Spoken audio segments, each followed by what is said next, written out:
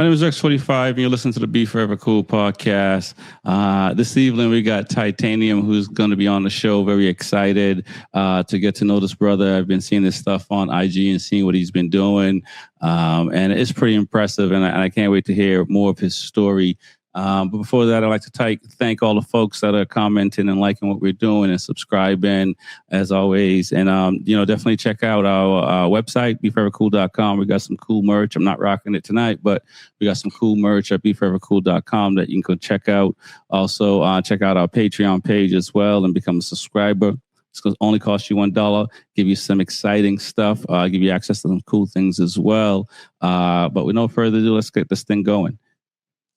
What's going on? Titanium, man, welcome to the show, man. How you doing tonight, brother? I'm good, brother. Thank you for having me. I appreciate it. Nice, man. Well, like I always do, I ask folks how they got into riding. For me, I started a little bit later in life. It was one of those deals where it was kind of like now or never kind of thing. And I went out and bought a Ducati 848. Like I had no sense and didn't know how to ride kind of thing. But fortunately, I knew some folks that pointed me in the right direction. How did you get into bikes, man? And how was that? What was the first thing that said, hey, man, you know what? I want to get a bike? Well, brother, it started when I started commuting. It was a new job. I got a new job and the distance was pretty far. It was about like a 45, 50-minute commute. Yeah. So for me, I'm a type of fella that I love efficiency and I just can't stand traffic, brother. So it was then I just started going through Instagram, scrolling. Once you start looking at motorcycles, the algorithm takes you motorcycle land. So started seeing the bikes.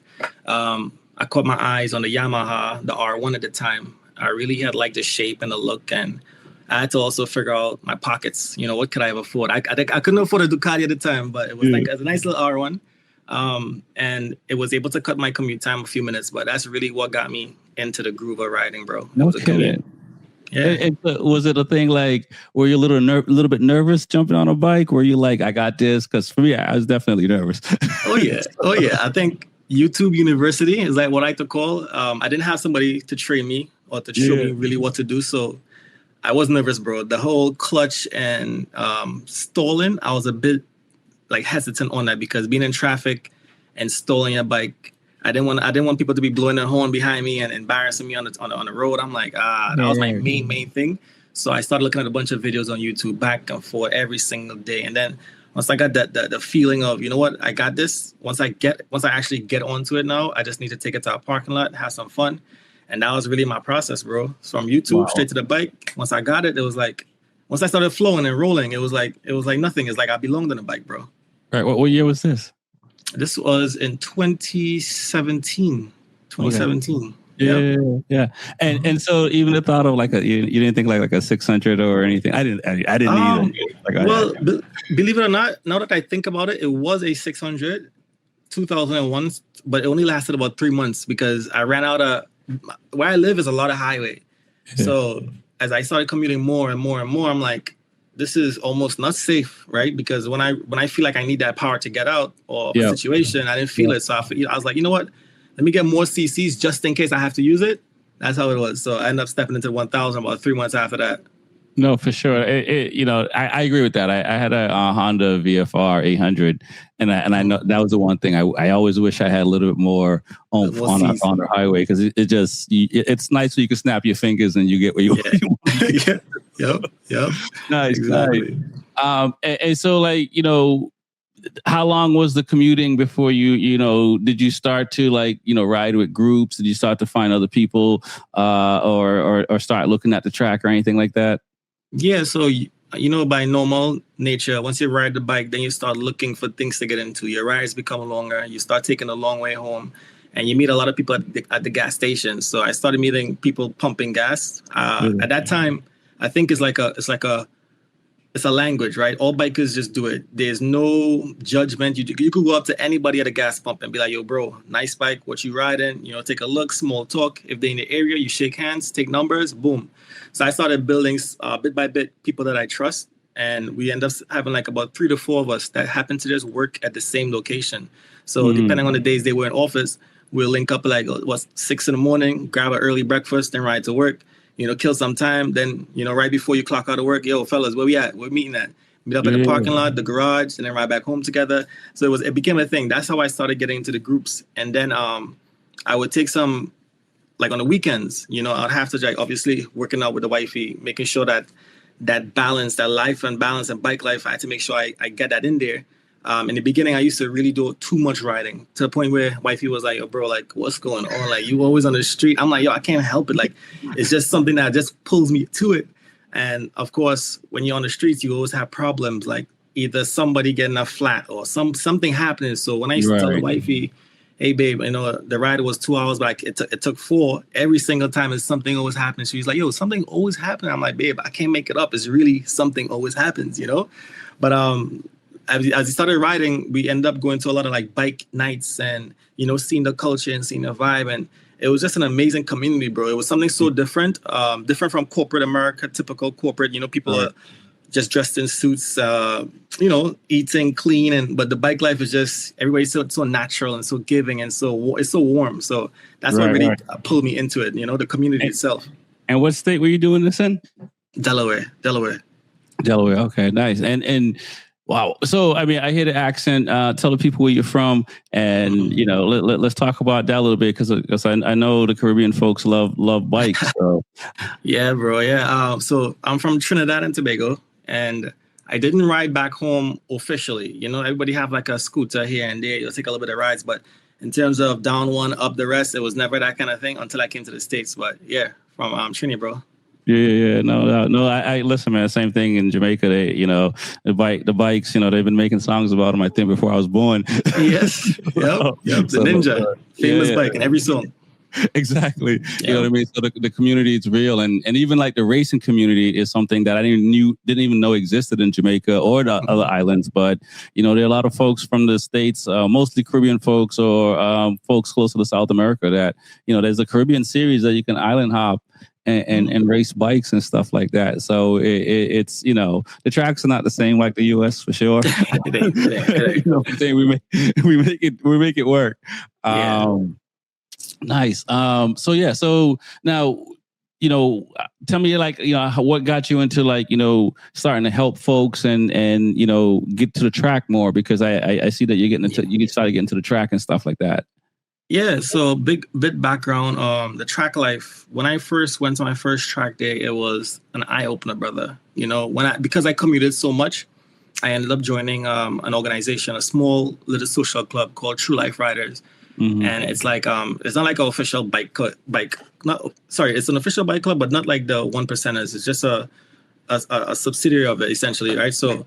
One thing, one of my brothers who used to ride in Florida, he's like, "Yo, when you're riding, make sure you get a group, because something can happen, anything can happen. If your bike breaks down, you need somebody with a truck. Like, find a community like that." So, I ended up joining this organization, and then how they used to ride, it wasn't fun for me because I felt like, I'm not saying that I'm a ripper, but like I like to ride at a certain kind of pace, and these guys, they weren't doing the types of rides that I was interested in. So what I started doing is taking my talents to the track. So when I went to the track and I realized that I thought I was quick on the streets, and then everybody on the track is significantly faster than me, I'm like, yo, it was such a humbling experience. And two, it made me excited to know that it's a forever ending situation where you can never be too good enough. Like, there's always somebody better than you. So it's like a learning process over and over. And I'm very, I'm attracted to stuff like that. I'm a learner like that. So I went to NGMP for the first time, and that was an experience.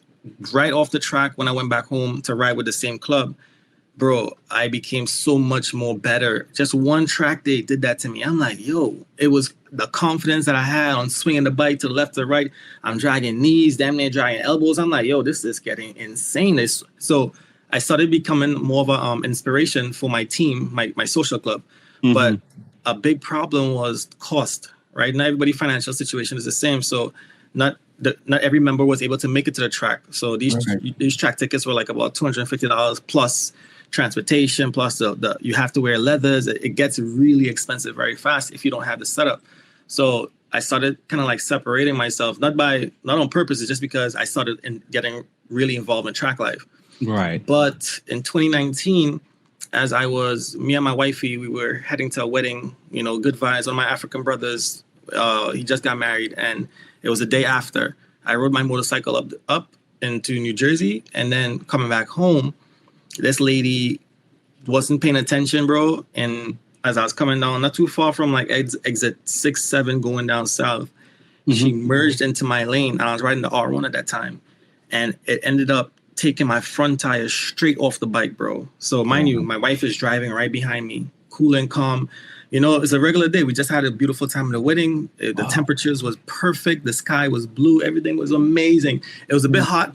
And as I think about it now, wifey was like, yo, you sure you want to wear that jacket to go home, bro? Like, you could just take it off. I'm like, most I'm going to do is zip it down, but I got to wear it. I was wearing, the day before, I ended up buying a full leather jacket and a full leather pants just because a buddy of mine ended up crashing and dying like 2 weeks before. So I was like, you know what, bro?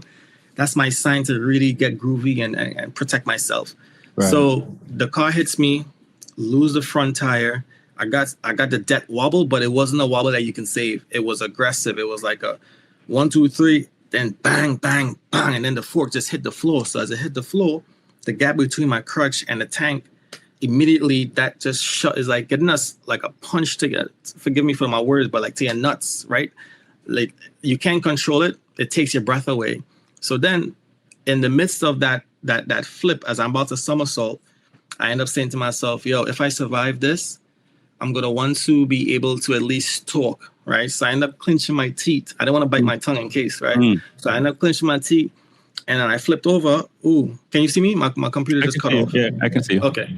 Yeah. As soon as I flipped over, my head hit the floor the first thing, and then, bro, that's when I broke my neck. And I could tell something happened bad because it was just a shock straight down to my spine. So as I flipped and I fell, I don't know if you ever went down before, but it's hard to get control of your body when you're moving. So I'm trying to gain control, but like scraping the floors, like trying to catch it down. My body just started somersault. Right. And then as I'm falling, I see the guardrails to my left. I'm like, I'm coming in hot. Now keep in mind, this happened very, very quickly. Right. But in the midst of it, it seems very slow. You know, you can act, but you can't react fast enough. My body got tossed into the guardrails, bro. Immediately, that hit the whole side of my body. I ended up losing my spleen right there. My kidneys and some other organs got ruptured right there. It took one leg smooth off, the other foot hanging on nerves. The entire experience, bro, it was nuts. I would say 10 out of 10 pain experience, bro. Like, I've never been obviously in a situation like that. And as I'm laying on the floor, I'm standing in the sky, and it's like, whoa, like, what just happened, bro? Like, this cannot be what just happened. Like, there's no way I just went down. Not me. Like, I'm one of the most seasoned riders in my group, you know? Like, how do I make sense of this? This is like, I've never made such a mistake in my life. Like, this is crazy.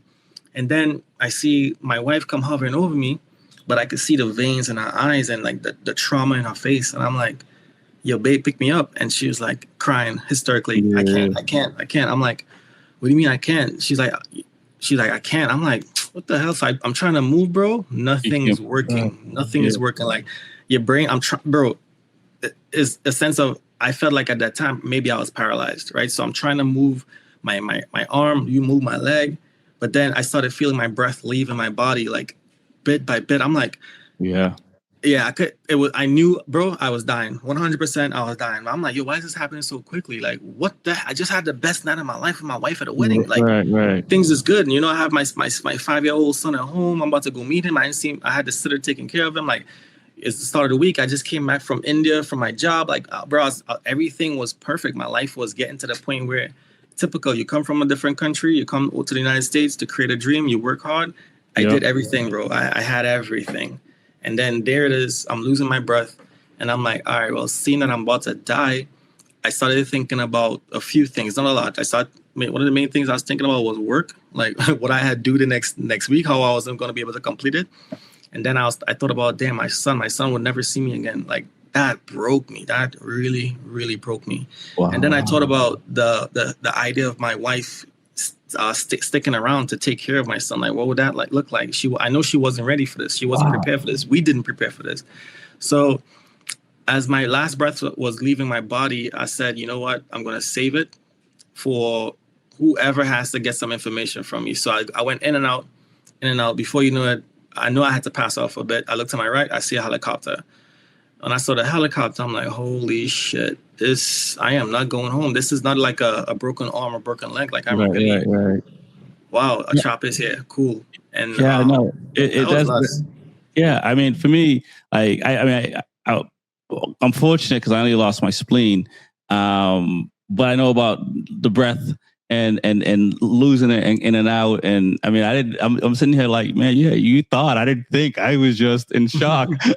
Yeah. You know, and for me, like, you know, I only remember, like, you know, I mean, I had a fractured hand, but I just sat down and then kind of woke up in the hospital. I don't remember the ambulance ride at all. And only enough just to give, you know, contact information.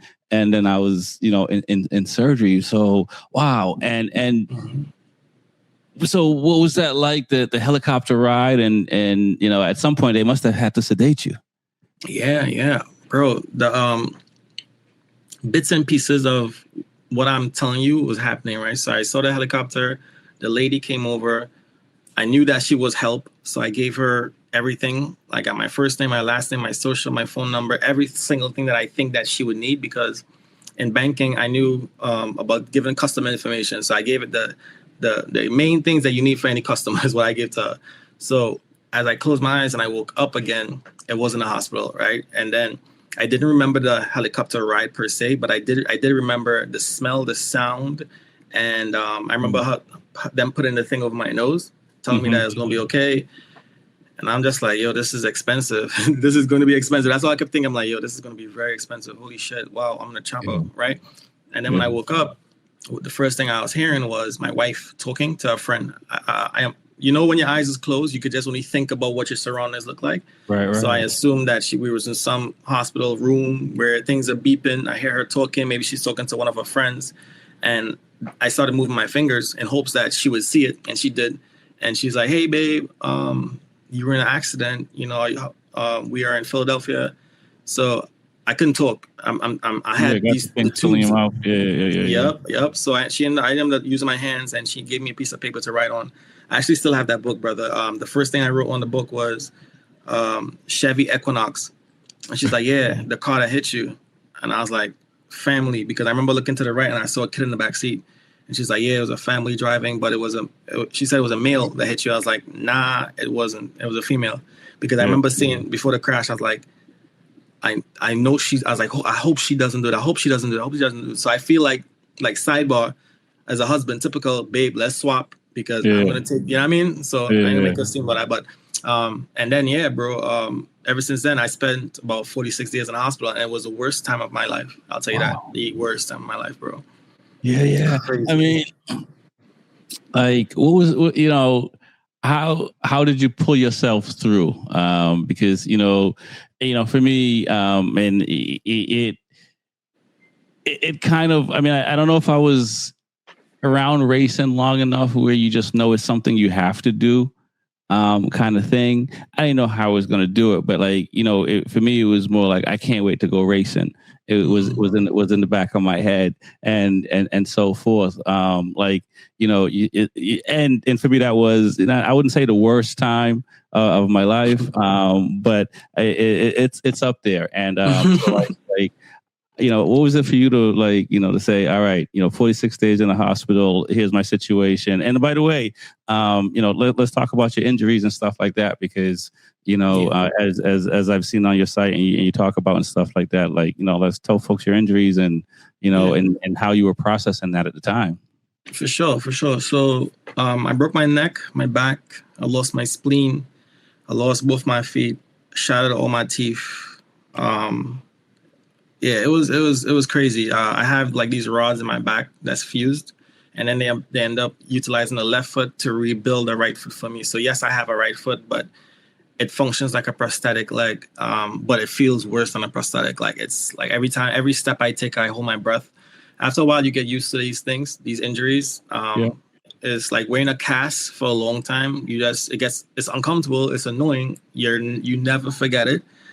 But you just get used to being very uncomfortable, bro. Like, you know, One And night, then, huh? I said one night I almost got a saw to cut my cast off. It was like, I don't know. I must have found my Jedi moment because I had to put myself in Yeah. a place to just, and it makes you a different human being. But sorry to cut you off. No problem. As I hear you saying that, you get frustrated. You have to have it off, bro. Like, just think about that, right?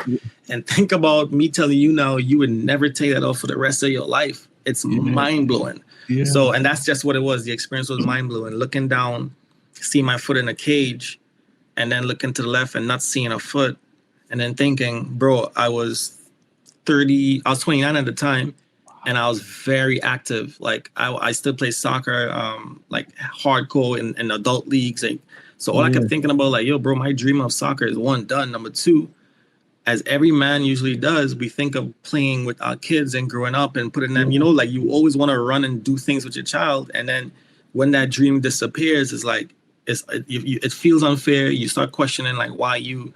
And then it's like, what next? Like, what do I do next? So in that moment, every single day, it's not like I could relax and then think about what I got to do until discharge date. Like, every day was hard, bro. Remember, my entire insides got gutted, so I couldn't use a bathroom.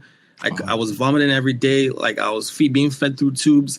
It was chaos, bro. And to think that the human body could deal with so many different things and still heal, I didn't think I was gonna survive, bro. I didn't think, like, the only thing, like, thank God for doctors, bro. But the only thing that could have saved me was prayers, bro. Like, people were praying a lot.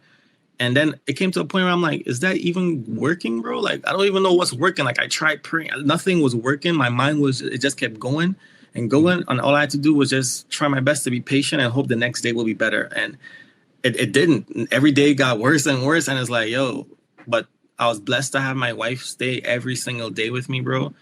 Else I probably would have tried to kill myself in there. I don't know how I'd have done it, but it wasn't worth living, bro. Like, I didn't feel like it was worth living in there. So because I had my wife there, and because I knew that she was taken care of, she was still trying to go visit our son. Luckily my wife is in a sorority, I'm in a fraternity, so our community really came together at that point to hold us down. And I'm so grateful for that. Even my job, like, all the members, and I, like, my community, bro, they looked out, and I was helpless. And I'm the type of person that I never ask for help. Typical, like any man, you want to do your thing, pride aside, you try to stay strong. But in that moment, like, we had to ask for help, because what would we have done? Like, when your back is against the wall, these are some of the things that you have to consider. You have to put aside all these things. So for me, I plotted on what I would do when I got out. Yes, I thought about riding, but at the same time, I'm like, how the hell am I going to even ride without a foot? Like, that's dangerous, bro. Like, right. How do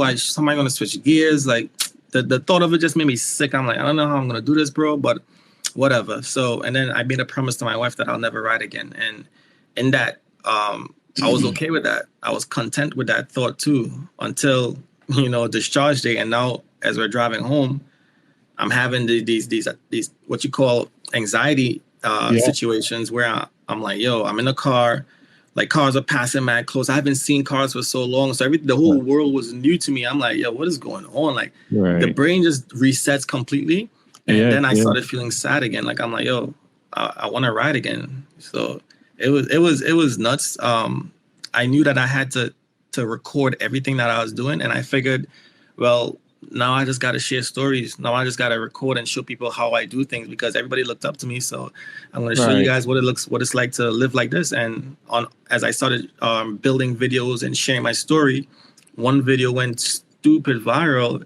It was like 10 million views. And I'm like, 10 million people is what I'm thinking, looked at my body, I'm like, this is getting too much for me. Like, everybody's in my business. But at the same time, I'm like, from all those videos, like 2% of that was survivors like myself saying, hey, bro, like, you came back, like, I didn't think I could come back. I'm in a situation right now. So the power of social media, it worked like a web. And I started think of Batman, when Batman puts a symbol out there and everybody sees that sign of hope. It was almost as if my story was hope. And as I tell my wife all the time, hope is a currency. You give a broke man hope, he would think that he can become rich, right? So in that situation, if I'm showing people that, the get back is possible. No matter how hard you push and how hard you try, there is some type of light in there.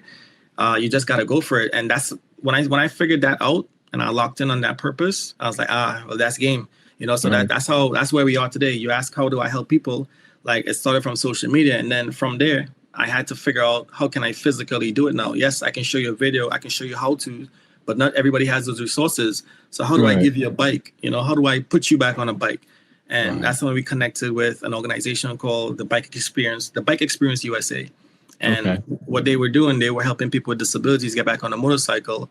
But the guy's name is Mike. He's the president and the CEO. And seeing this older gentleman, he's about 50 years old, like struggling, chasing after bikes. I'm like, bro, if I had my legs, I would never let you do this because you're doing God's work.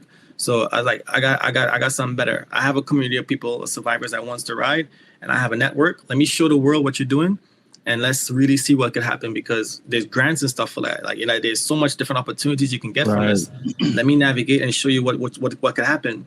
And as I started pushing for him, I'm like, we need more. We need some, like, there's something missing. And then I started tracking again. And when I started tracking, I met who my business partner is right now, Penny. He was doing track days, and he was like, yo, bro, let's get together. Let's create a space where survivors can come to the track. I don't mind inviting survivors to the track day. We can give them a group.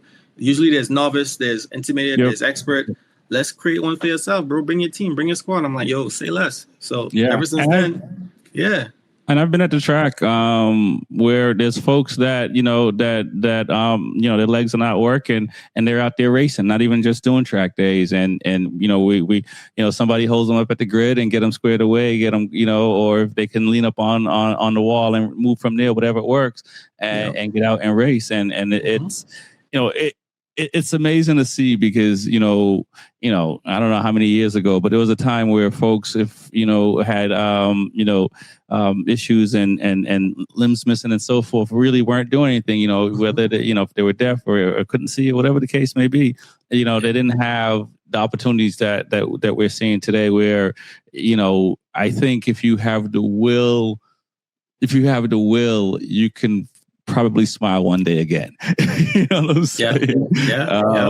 And so let's talk about your rehab though. When you got out, did you already started rehabbing while you were still in the hospital, or did you kind of have to heal up before you could rehab?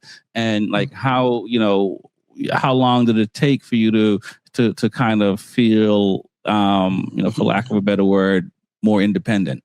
I feel you. That's a great question. Because I stayed in the hospital so long, I had to do the rehab in there. So there's a part of the process where you have to like do molding for the prosthetic leg.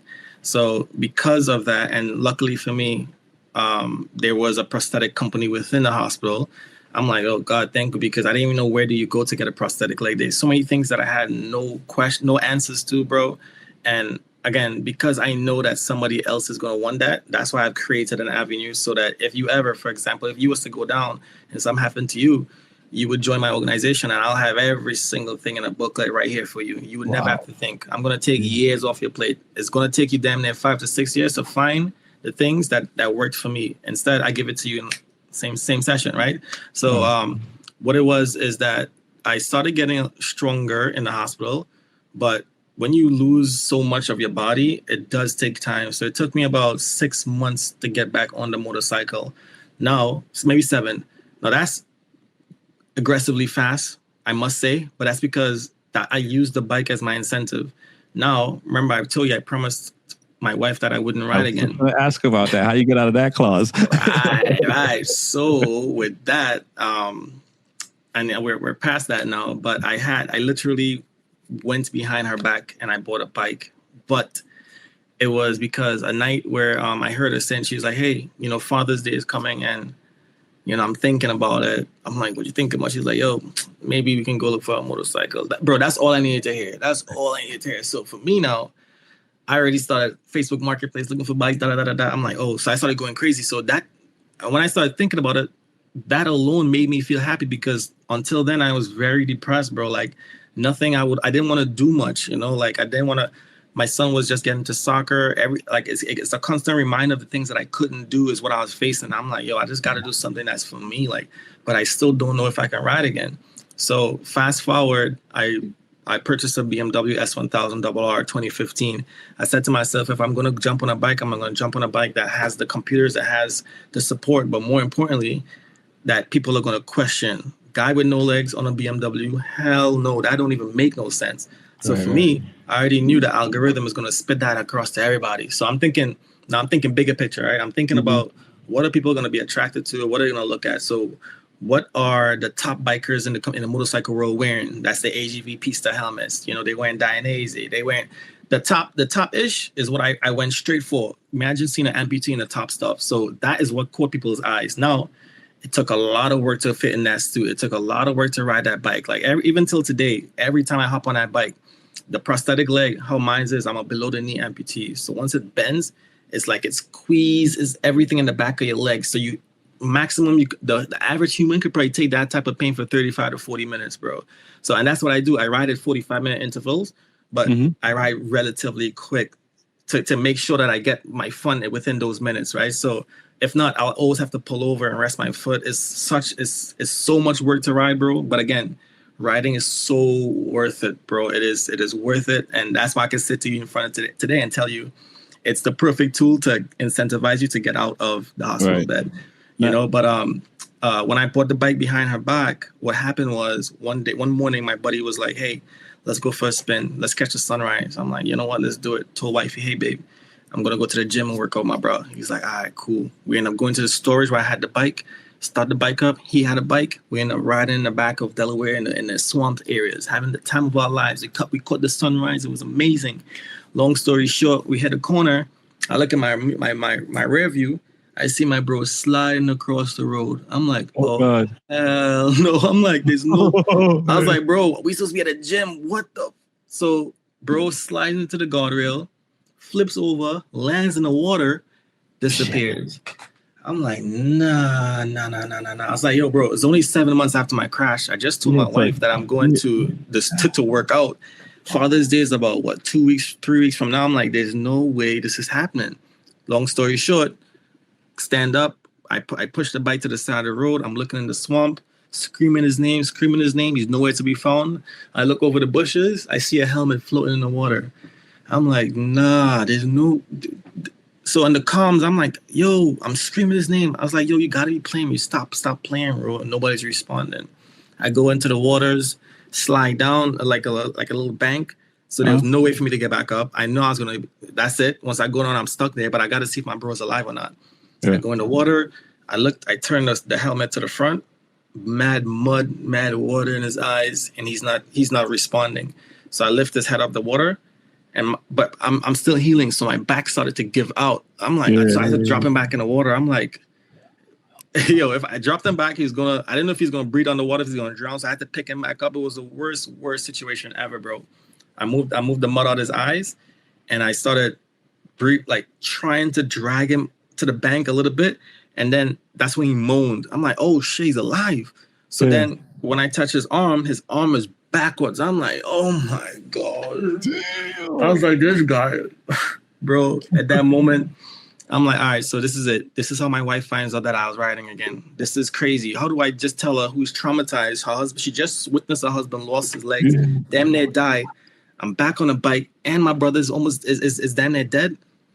I was like, yeah, I'm cooked. I'm really, really cooked. Yeah. And bro, I started to think of the movies where you're screaming for help. Help.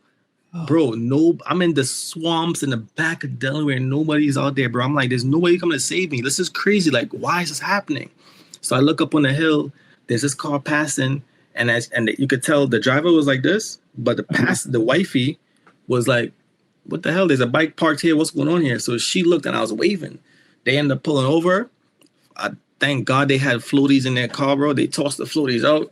Then kind of holding to it, bro. Everything that was supposed to be there was there that same time. He ended up coming out. We ended up getting my brother to the bank a little bit just so he could stay up. Yeah. He pulled me out, and then the first thing I did was call 911. And now I'm like, all right, I got to get the hell out of here because one, I got to go tell my wife about this. So what I did was, as I was driving off, I called my sister. I was like, yo, sis, she didn't live too far from here, and she rides as well. I was like, yo, come. Dre just went in the water. She ended up pulling up. I went out, grabbed my car, As soon as I got in the car, I called wifey. I was like, yo, I need Dre's information. I need his insurance information. She's like, okay, I got you. What's going on? I was like, don't worry, just send it, baby. Don't worry. She's like, all right. Because I remember I couldn't call her in a helmet, bro. You had to go take all that shit off. Yeah. So when I call her, she calls me back immediately, but on FaceTime. Her face was like, she was upset. I'm like, oh, what if, I was like, there's no way she could know. There's no way she could know. Why is she so mad? Long story short, my brother had video footage of us riding in his iPad.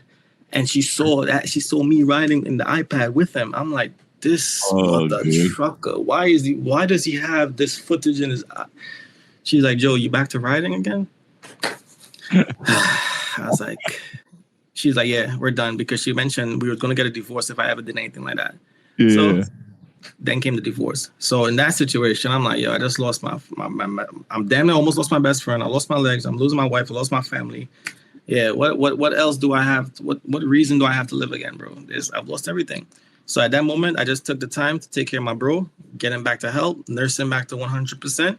And then during those phases, me, my wife, and my kid, she ended up saying, you know what, come bring the bike, let's get rid of it. I was like, yo, if that's what it's going to take to get you back, let's do it. And that's what we did. So I had to get rid of the bike. It was crazy, bro. So let me ask this. How were you changing gears? Yeah, so I used the heel of the prosthetic leg, bro. So it's like this, right? I have this is the prosthetic. Can you see it? Yeah. And this is the heel. Yeah. If this is the shifter, I drive like that, and downshift, like up, down. Okay. Yeah, bro. And are you GP shift or? Nah. I everybody said do that, but the prosthetic leg, if I was to do that, especially leaning, when it's time to shift back up, the leg will be dangerous. It's too risky. Oh, well, because you'll be pushing down though when it's time to shift up. When it's time to shift up, you'll be pushing down. Yeah. So when it shift, but what about shifting down though? Right? I'll have to. So to GP, down is up, right? So that's fine. But then to go back up, I'll have to go like this, and doing that at a lean, it just wouldn't make sense. The prosthetic leg will fall off. Oh, right. I see what you're saying. Yeah. Okay, I see what you're saying. Yeah. Man, okay. So you sold the bike. Your buddy's okay. He's So he recovered 100%. He came back very good. Again, he saw me do it in 7 months, and I lost my legs. For him, he was his injuries wasn't that crazy. Broken arm, couple ribs gone, TBI.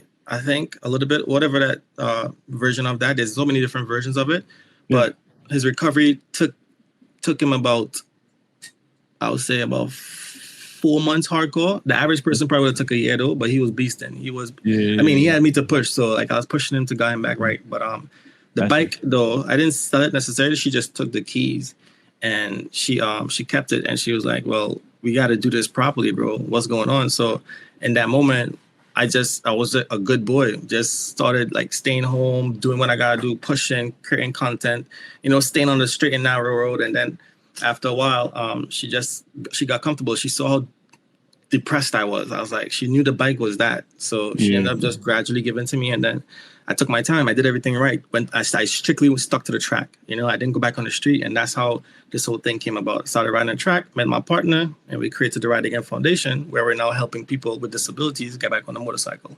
Got you. And so let me ask about the folks, the different folks, as far as their injuries and stuff like that, and how they're able to ride, and also I assume you have been talking to manufacturers that can fabricate parts and stuff like that for bikes to make it more comfortable, or more accessible, or user friendly and stuff like that. So kind of talk a little bit about that, because for me, I have no clue whatsoever.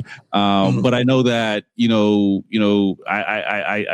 see videos and I see clips. I see that you can make shift all type of things these days. We got 3D printers and stuff like that. So what is that like for you guys, and the research, and what have you been able to do as far as getting parts manufactured to help folks get back on a bike? There's something called Pingle electrical shifter. right? And there's many different versions of shifting where you get to skip pass or bypass utilizing your foot. You can use your fingers to shift. So that was a main component. I started reaching out to those companies and saying, at least trying to get sponsorships at first, especially seeing that I had a nice little following and I was deeply involved in the community. Not everybody bit at that, especially the companies that had high value products. So I had to bite the bullet on a lot of these things. So what I did was I purchased the shifter, started doing a lot of videos on how to shift with your fingers. And then, like I said, I met the Bike Experience USA and they were doing exactly that. They had like about 6 to 7 motorcycles, Aprilia Manors, 650s, and it's a relatively very comfortable sitting straight up kind of bike. And then it's other than that, like think of you if you lost your limbs or you are paralyzed down, all you need to do is just really stay straight on the bike. So there's different components where you can lock your foot in. You can put like a magnet on the bottom of the boot and to the bike, so that clips in. Yep. Yeah. You can also bungee tie it. That's like the least safest. Then think of the road motorcycle, the road bicycles where you can put your foot in the clip. There's versions of that you can have as well. And then for the paralyzed riders, there's like a belt that you tie across that lap, a Velcro belt, and you tie across a lap. So because, they don't have any feeling. So if you lean in, their bodies could shift. So that's why you keep it really tight. And other than that, those are the two main things that keep them right. If you lost your arm, we were able to move the throttle from the right to the left. And you can just, you can Frankenstein an entire bike and adapt it to whatever specific disability is out there, bro. There's no person with any disability that we haven't been able to help. Right. As of yet. Now, what about as far as like, trike setups or, I just saw clips of the Isle of Man movie that they're trying to make where they got essentially, oh my God, what's the word that you put on with kids, right? Training wheels, right? But they're not training wheels, they're more like balance wheels because yes, Channing Tatum knows how to ride a motorcycle. Yes. Yep. Is that something that was talked about, or is it more? It's just you just want to be on two wheels. Yeah. Every rider is different. For me, that was a first go-to when I lost my legs. It's like, all right, so how do I get back to the bike life as fast as I can? The answer would be either a slingshot or a Can-Am, right? Mm-hmm. Now, that obviously doesn't give the same feel as two wheels, brother. And you know that for a fact. And yes, you get to feel the wind, but it's never the same. So for me, as long as I was able to get and feel that, I knew there'll be other riders that wants to feel that. So it's funny you mentioned that there's a lot of survivors that did exactly that. Their journey was to get back to the bike life as fast as possible. And I'm talking male and female. They hopped on a trike at first. Now, where the Ride Again Foundation and the Bike Experience USA comes in, we still give you access to hop on two wheels. And not only do we have two wheels, we have a motorcycle simulator, which is provided by my boy, Kevin, and he runs Apex Riding Academy. His partnership allows us to like fully rehab the individual on a motorcycle simulator where you could lean and feel the weight of the bike, not exact, but still the movements at least, to the point where when you throttle, the bike comes up and you can shift. And it's the easier way of breaking the ice and kind of like skipping past that trauma that you once had when you crashed on the bike. But most riders that we've talked to, their goal is to get on two wheels versus the tree. But the landing gear, we do have a company within our business that makes them. However, it's very expensive, right? So we're talking about anywhere between $7,000 to $13,000 just to get the entire thing set up. It's a process. And we're trying to get companies, like the bigger companies, to see that we know what we're doing and we know how to do it so that they could fully invest in us so we can actually make that something. Because you mentioned something. There's racers with disabilities that you see them at the paddock where somebody's holding them right at the line and then they taken off. And believe it or not, yes, that could almost like be a red flag. But a lot of our racers start from the back and finish in the top three and even come first, which it just shows like that's the beauty of riding. It doesn't matter what you got going on, as long as you got the skill and the bike, you make the bike do what it's supposed to do. You can always make it make sense. So eventually one day we will get everything approved and we'll be making these landing gears efficient for all riders. But that's the last step of our process. We need to have the income to do it. It's very expensive. It's just really expensive. Right. And how has, you mentioned that you have a really, big community already, but like what has the motorcycle community been like for you and the reach and stuff like that? Cuz for me, before I got into biking, I say this all the time on the show, like, I didn't understand what that, like, if when people talk about the motorcycle community and the love and all that, for me, I had no idea, but after going through it and seeing it, and experiencing it, it still blows my mind today. So what has that community been like for you? It's been amazing, man. Like, it's only people that really understand what it feels like to ride again, and it's the community or the group of people that wouldn't judge you, because getting back on the bike, my friends hated it, my family hated it, and that's, I understand why. Like, they almost lost their person, but at the same time, being alive, I feel like I'm just as good as dead, because what good am I if you come talk to me and my head is to my chest, is because I'm sad because I can't do anything again. The bike makes me feel alive, and it makes everybody, every other disabled rider, it makes them feel the same exact way. And our community, the bike community, comes with open arms. Like, it's beyond blood. Like, some of my closest friends are in the motorcycle community, and I haven't even known them for more than a year, and it feels like it's been years, so it's been very welcoming, I would say. The motorcycle community has been very welcoming. Nice. How long has the organization been going on? Where would you like to see it? Before we get out of here, we'll also, just tell people how they can connect with you and stuff like that. But how long the organization is going on, and like, what is the overall, like, goal? I mean, I know the goal post is always moving in life, but is it around the world where we're helping everyone? In Motor America, there's funds, and club racing, there's funds that will help people and stuff like that with their finances, as well as with their finances, because regardless if you need it for hospital bills or food. How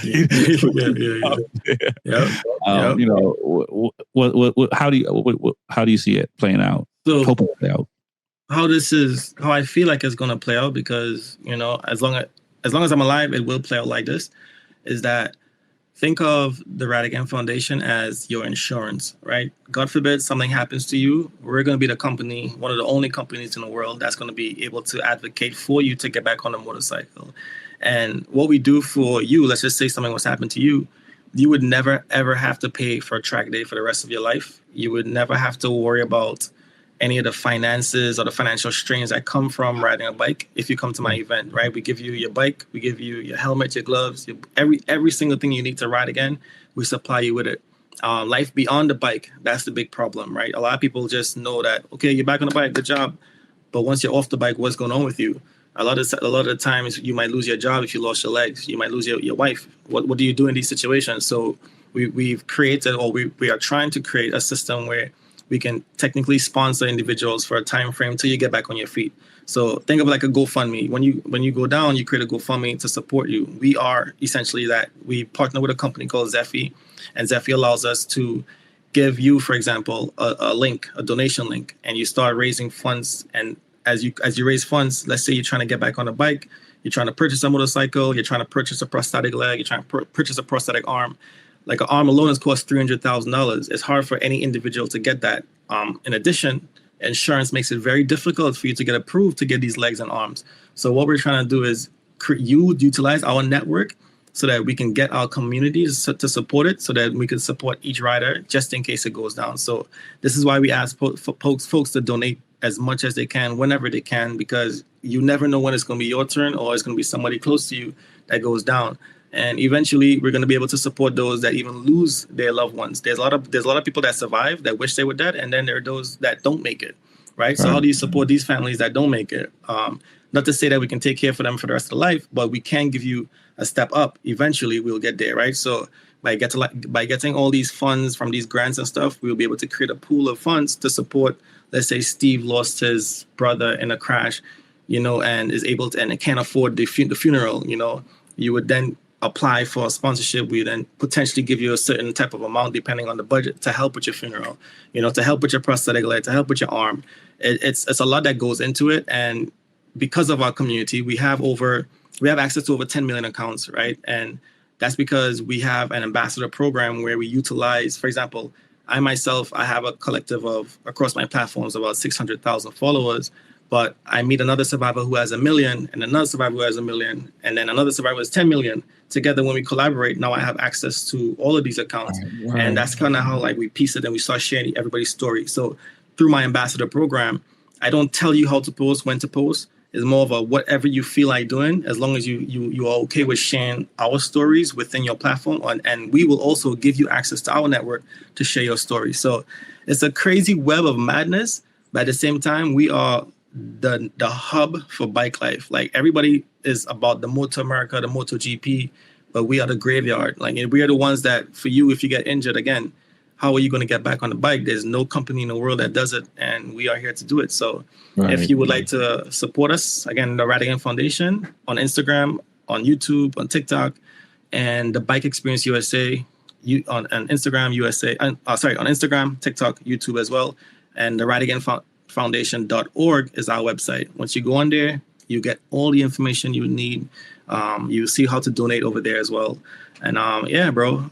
It's a movement, and it's forever. Right. It's just started. We are only 3 years old, right? And the Bike Experience USA, they've been doing it for about almost a decade. But the foundation itself, like that's the hub, like the Bike Experience USA gets you trained up, but we put you back on the bike, and then we take care of you beyond that. Right. Now, let me ask about insurance. And I mean, I was fortunate to only remove some parts for me, and I didn't have to get anything before, when I got out of the hospital. And my bill was over $100 for that. Yeah. What's the pushback? Like, what are some of the pushbacks when it's time to ask for coverage for prosthetics and such things? That's a good question, brother. And till today, we fight it. We wonder why. For example, for me, I'm due for a new leg, and my deductible. Everybody's deductible is different, but for me, I have relatively decent insurance, and it's causing me $7,000 just to get a leg, right? And sometimes when you apply for what you call SSI, I believe, a lot of those times, because these products are so expensive, you get the runaround. Like nobody really wants to fund and spend so much money on prosthetics because it's so expensive. So I feel like it's an expense thing, perhaps. I don't know. I don't have the answers, but that's a lot of the times we get denied because of just pretty much the pricing or maybe your social status. There's no exact answer as to why we constantly get denied.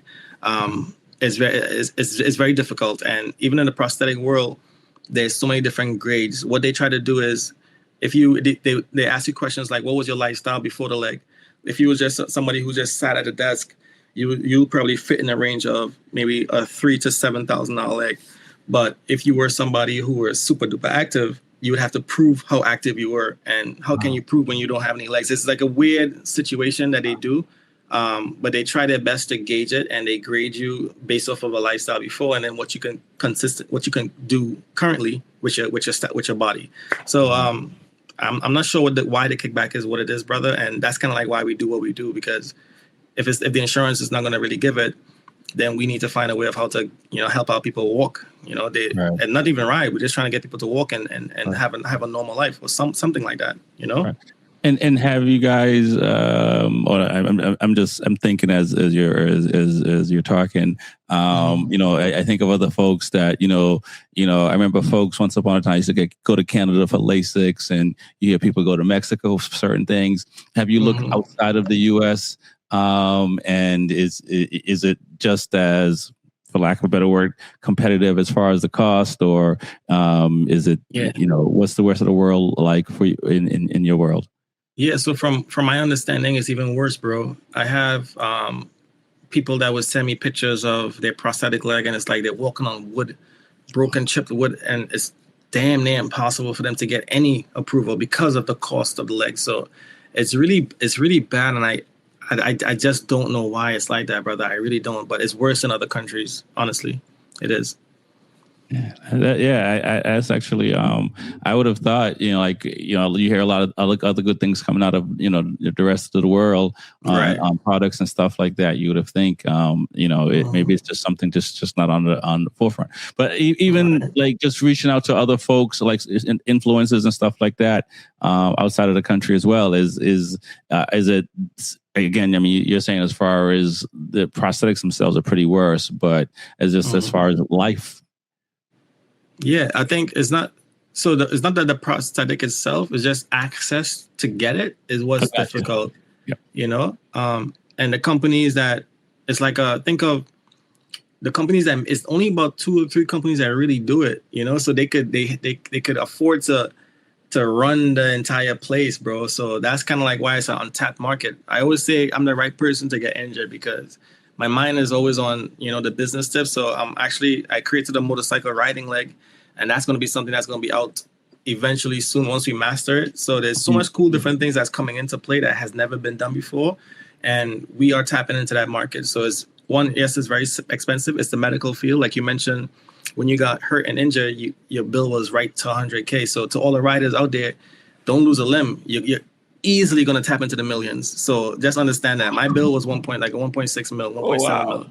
Yeah. So it gets higher and higher the longer you stay in the hospital and the more complicated your injuries are. So Try to stay up on twos as much as you guys can, brother, and just pray that it never happens. And if it does, I'm here to help you.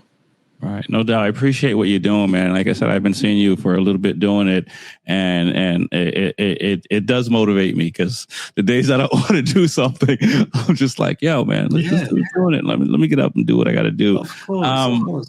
No, you mentioned that you have to change your legs soon. Like how often does that happen, and is it more due because of injury or just over time? Yeah, so it depends on your weight, right? The more you eat, you can gain weight, which means your leg is going to start squeezing in that little capsule.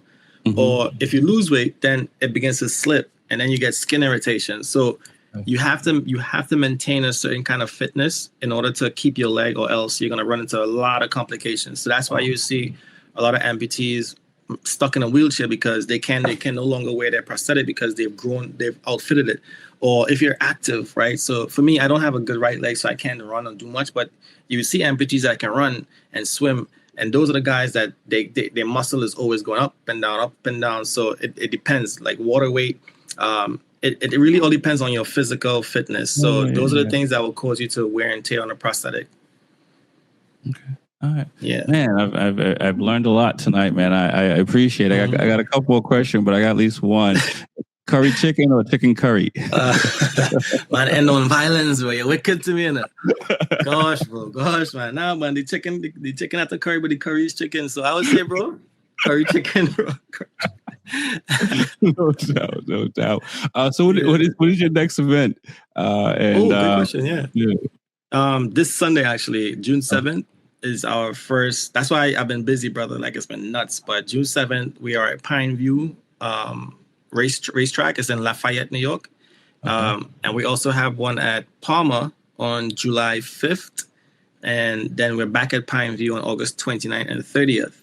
Now I would love for you to come on, brother. Please, it would be amazing, even just to have you volunteer and support, or if you'd love to tap into your track organization and club members, let them know that it's not a disability track day. It's a regular track day. We just make it inclusive of our people. And when they go out there, they go on their own session. It does not interfere with your group. Again, a regular track day. And if you're going to spend $200, $250 on a track day, you might as well spend that on our track days and put it towards a cause. It's more of a donation. So obviously to run a track per day is like damn near 10K, 12K, depending on if it's NJMP, damn near 17, 18,000. So what we're trying to do is utilize that as a fundraising initiative to bring people on, and then once we bring them on, we hope that you guys donate some cash, get a cup, you can get a Radican hat. There's so many different things, shirts, anything as long as you donate, we give. We don't just ask. We always try to give and support. And if you have a business and you want to get access to our network and you want to market, we have an affiliate program where you donate a price and we put your business out there. We'll build you 3D mock-ups. There's so much different things that we're trying to offer right now just so that we can raise the funds to continue doing what we're doing. And I just want to give a huge shout out to Revzilla. Revzilla is one of our biggest supporters. You know, they give us, we're able to give you guys helmets and gloves and jackets to donate so you guys can do fundraising for us, whatever you name it. Track days, you know, they bless us with track day spots at, depending on if they do collaboration track days, you know, we get to also bring people on. So I'll also be doing a raffle in the next coming days for NJMP track tickets. So there's a bunch of cool stuff going on, you know. Right. And so is it every event riders can also do track days, or is it specific ones that anyone can come and do a track day? Yeah. You mean at our track days? Yeah. Anybody, bro. Anybody can come to our days. Like, you just go to our website, purchase a track day ticket, see where we're gonna be at, and then you just come on and have some fun. Like, it's really the more people that we can bring on, the more we can continue giving these people another opportunity to ride again. All right. And how about, like, you know, Motor America, Azra, there's no CCS Azra, but it's really Azra.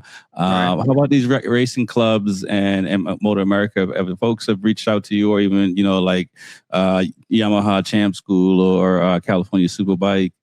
Yeah, so the folks at Yamaha Champ School, what's his name? Isaiah Davis. He actually races for the Bike Experience USA charity. So that's our sister nonprofit. So in that world, we have people with disabilities that are currently racing and competing and, you know, getting their placements first, second, third. So we're doing our thing. We're trying to have representation in there. Even for Motor America, we're working our way slowly but surely. It's a bit of a process, but I feel like eventually we're knocking on the right doors, because if you even know Mr. Rainey, the president of Motor America, he's also in a wheelchair. So there's opportunity that's lurking. Let's just put it like that. You know, eventually we'll see where we end up. I got my Rainy replica helmet on the top shelf. Let's go. You see? Understand, right? Understand. Yeah. No doubt. That's amazing. Looking forward to catching up with you in person. I'm definitely going to try to come to one of the events. I don't know if you're going to be at Jersey at the end of the year for Motor America. I will. But I'm definitely going to be there for that in worst case. But my schedule is crazy, but I'm definitely going to try to come out because I like what you guys are doing, and I want to definitely support it, because it's important. You know what I'm saying? Yes. It's important for people to feel that, you know, they still can do something. You know what I'm saying? Because it's you know I don't have to tell you about trauma. So you understand. You know, it's definitely, some people get it, and it's hard for them to shake it. You know, and go years. I have friends that have gone years and can't get past what's happened to them and stuff like that. Right. So to have a place where you can show up, and even, you know how it is, because you know you're just going to show up at first and kind of, you know, kick rocks a little bit and kind of feel it out. You know what I mean? And that's how the universe works when you're trying to get back to a place or find a new place to to dream again. You know what I'm saying? So I really appreciate you coming on tonight, Titanium, for real. Appreciate that. I appreciate you, brother. And thank you for having me and blessing me with the opportunity to talk to your network. You know, I just hope that these riders out here, bro, I just hope nothing ever happens. And as I mentioned earlier, if it does, you have somebody to come on to support you 1 zillion%. You know, like, I'm not stopping. Even if I pass on, this movement, it will continue. So we're here for a long time. And, you know, shout outs to you. Again, you're doing a phenomenal job, brother. Keep doing what you're doing. I like what I see. I appreciate that. My name is Rex45. It's the Be Forever Cool podcast. Titanium in the building. Thank you, man. Peace. Much love, bro. Peace out.